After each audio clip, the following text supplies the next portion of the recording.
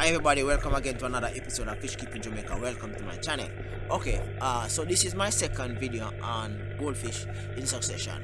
The last video I shared with you, we tanking, or should I say keeping barbs and tetra along with your goldfish, and you see what happened, right?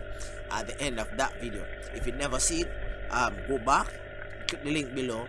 I leave a link there, and you will see what really happened to that goldfish with those fin nippers. Alright, so today's topic is about the origin of goldfish.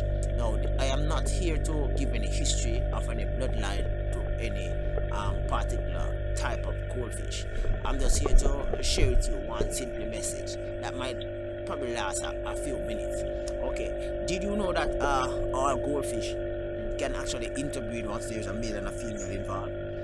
Also, did you know that carp, goldfish, and koi fish can interbreed if left in an environment that is conducive to breeding? And that's because, like humans, like for example, a black man will go with a white woman, a Chinese will go with an Indian. You have intermixture racial couples. That's like possible with them. There's a differential when it comes down to cichlids. Cichlids cannot do this because the makeup is totally different, right? You have some scientists or some persons which might try to crossbreed specific type of cichlids, and it do work, but there are consequences to that, right? Although there are consequences to breeding, to breed between like koi and goldfish, and koi and carp and goldfish, right? And by the way, a goldfish can grow, if kept properly, can far outgrow the size of an Oscar.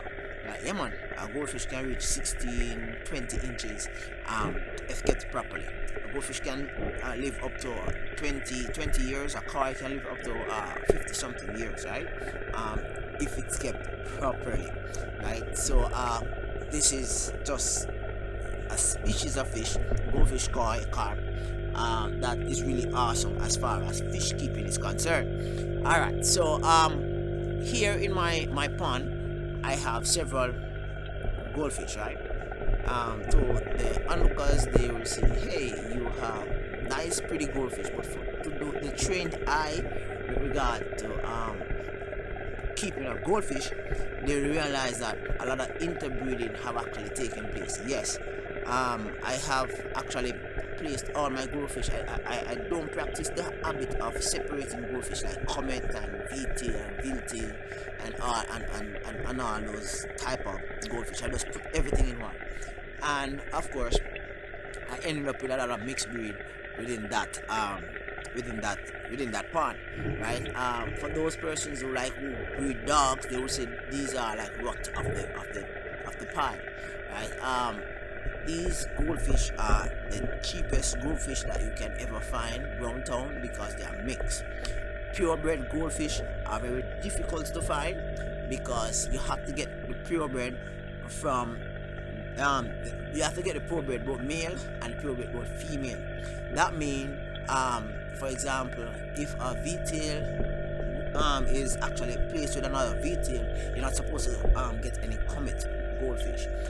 In the fish keeping and breeding environment, tradeware, where it's two goldfish goes together and give you like a comet goldfish. The comet is placed aside as a rot, or as a runt, in Jamaican term as a mongrel. It's a crossbreed, and these are either sold very cheaply as feeder fish, or they are given away, or they are just left there to finish the last days, right?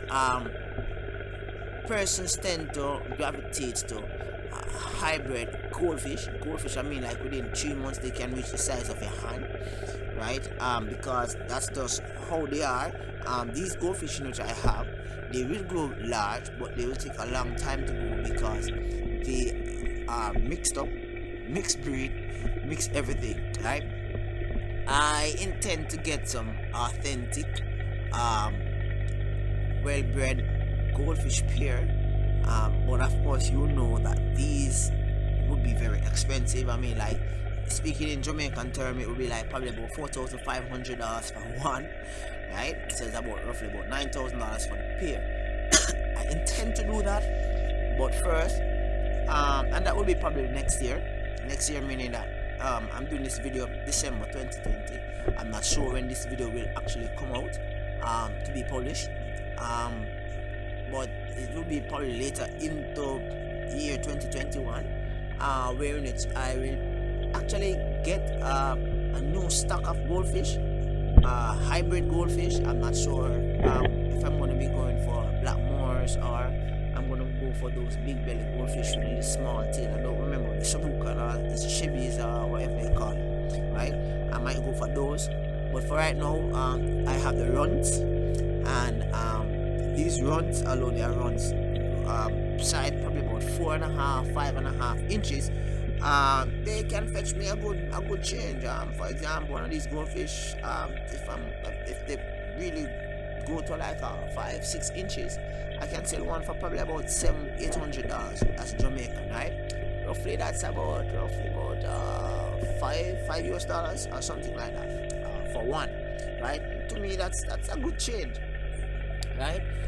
So and one of the reasons why I do not fancy the whole idea of keeping high end, the high end goldfish is that when you breed them, you have a lot of them, and persons ask you the price, and you tell them, they're going to tell you that they are not going to pay for that, right?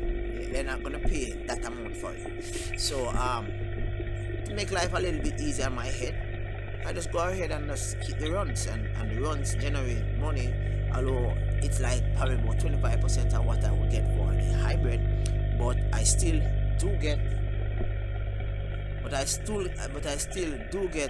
some amount of money. Now, as you have seen in the pond, you'll see some of my V-tails. They have the body of a comet, but the tail of a V-tail. Some of them, the tummies are fat, but they have comet's tail. And some of them, the mouths are kind of different in structure when compared to, like, for example, a normal V-tail. So it's a lot of mixing that is going on in this pond. But I can still get them sold because they are pretty, they are healthy, and there is a market out there for them. Thank you very much for stopping by. Have a wonderful day. Peace. Catch you next time. Cool.